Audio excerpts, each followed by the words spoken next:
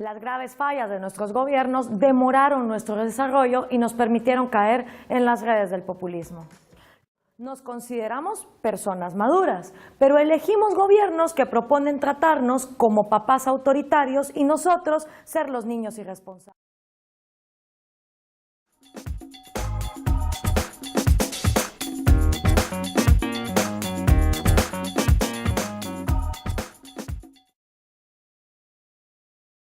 A la reflexión que hoy está muy a la hora en torno al populismo. Digo que hoy está ahí en la candela de la discusión porque hay una lectura muy prejuiciosa, muy dura respecto al populismo, sobre todo hay cierta reducción por la vía de un movimiento político que viene a desangrar las tradiciones democráticas, liberales, y que más bien ofrece una ficción que nunca termina de cristalizar a favor de los sectores populares, lecturas en relación a lo que está aconteciendo en la América Latina de hoy, en Argentina, o en Bolivia, o en Venezuela, o en Ecuador, y esa contraposición entre el populismo como la bestia negra de la época, o el lugar maldito, y la tradición de la legalidad republicana, las formas democrático-liberales, la calidad institucional.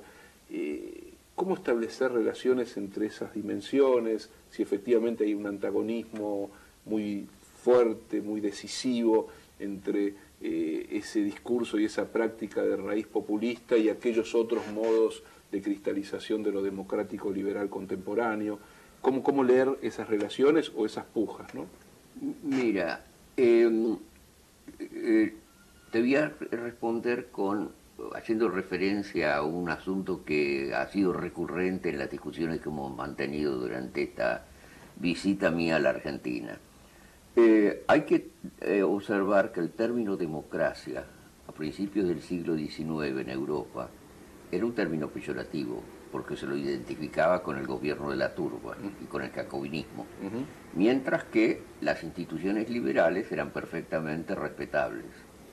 Ahora, toda la tradición del siglo XIX en Europa fue una tradición por la cual se dio una fusión creciente entre el componente democrático y el componente liberal, al punto que hablamos de liberal democrático como si fuera un todo. Ahora, yo creo que en América Latina esa fusión, ese cierre entre las dos tradiciones, nunca se dio exactamente en esos términos. Nosotros tenemos regímenes liberales organizados en la segunda mitad del siglo XIX, pero un liberalismo oligárquico que tenía muy poco democrático, tenía una base esencialmente clientelista. Y el resultado es que cuando las demandas democráticas de las masas empiezan a presionar a los sistemas políticos en las primeras 3 décadas del siglo XX, no se expresan en general a través de los canales liberales, sino que se expresan en formas que incluso son formalmente antiliberales, dictaduras nacionalistas de corte popular, el Estado Novo, el MNR en Bolivia, el primer ibañismo en Chile, el peronismo en la Argentina hasta cierto punto. Es decir, que ahí es donde se da, yo creo, la divisoria de aguas entre la democracia nacional popular y la democracia liberal. Ahora, lo que me parece es que hoy día, como resultado de las dictaduras espantosas que hemos vivido, que han golpeado igualmente a las dos tradiciones, se empieza por primera vez a dar una confluencia entre estos dos elementos.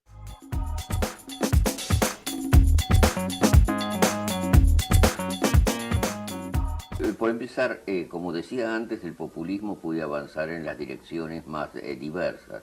Para mí hay muy poco populismo en el menemismo. Hay sí un populismo de circo en cierta medida, pero no hay absorción real de demandas y construcción de sujetos colectivos nuevos, sin lo cual el populismo en un sentido positivo es impensable. Para darte un ejemplo al cual me he referido en un artículo, supongamos que un grupo de vecinos en una localidad pide a la municipalidad que cree una línea de ómnibus para llevarlos desde el lugar en que ellos viven al lugar donde la mayor parte de ellos trabaja. y que la demanda no es aceptada. Entonces ahí hay la frustración de una demanda social. Pero si al mismo tiempo ellos ven que hay otras demandas alrededor de ellos que tampoco son satisfechas, referidas a la vivienda, a la salud, a la escolaridad, a la seguridad, etc., entonces entre todas esas demandas se empieza a crear lo que yo he denominado una cadena de equivalencia. Todas ellas empiezan a expresar un todo en común frente al poder. Y ahí hay una situación prepopulista. Y para que pase a ser populista, en el sentido estricto del término, lo que se necesita es que todas esas demandas cristalicen alrededor de ciertos símbolos que las unifiquen y las interpelen como totalidad. Y en el 90% de los casos esos símbolos están ligados al nombre de un líder.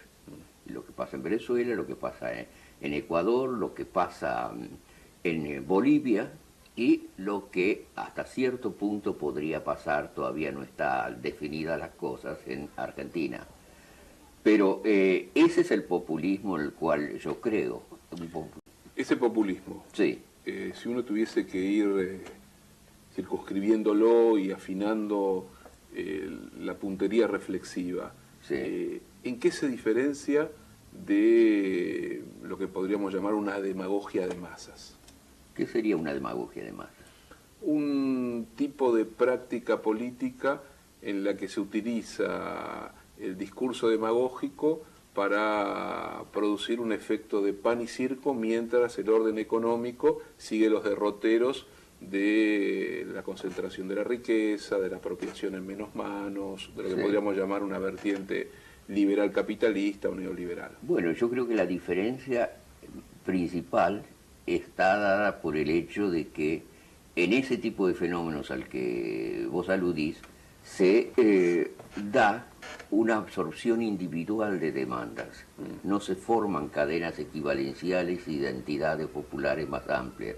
Si tú tienes un sistema de punteros que a través de favores consiguen pasivamente el voto, eso no constituye ninguna identidad popular más amplia, pero ese es el tipo de forma clientelística que, por ejemplo, el menemismo practicaba, y hay formas que son todavía más ostensibles cuando van en esa dirección.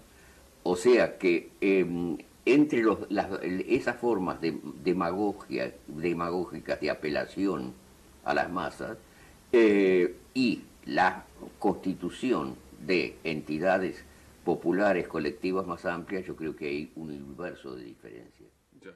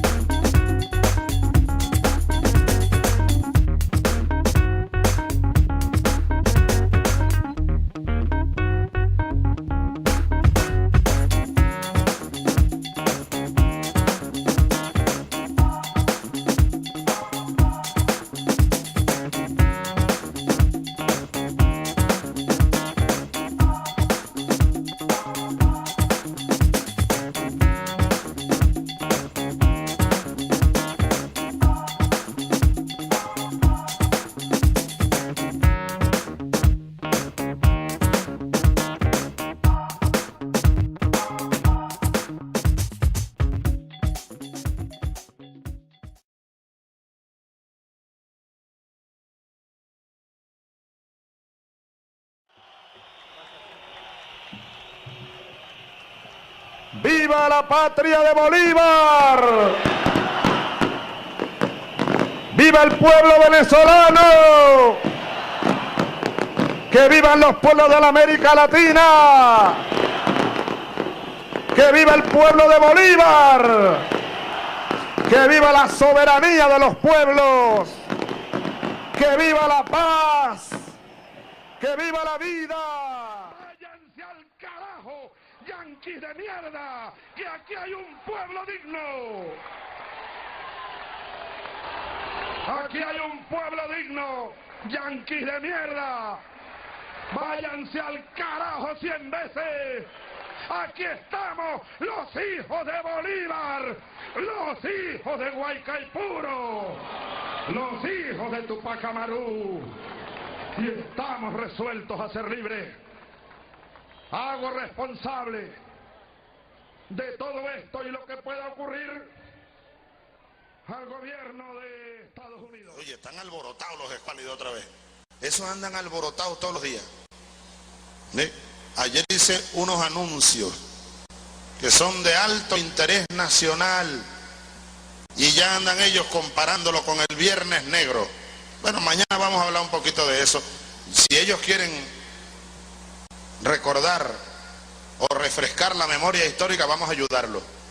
Vamos a recordar lo que fue el Viernes Negro, cuando nuestro país estaba dominado por una burguesía que explotó al país, que lo desangró y que lo vendió a los intereses del imperio yanqui. Ellos, esos mismos que están ahí, esas clases, esos sectores que aquí nacieron, pero que no tienen corazón.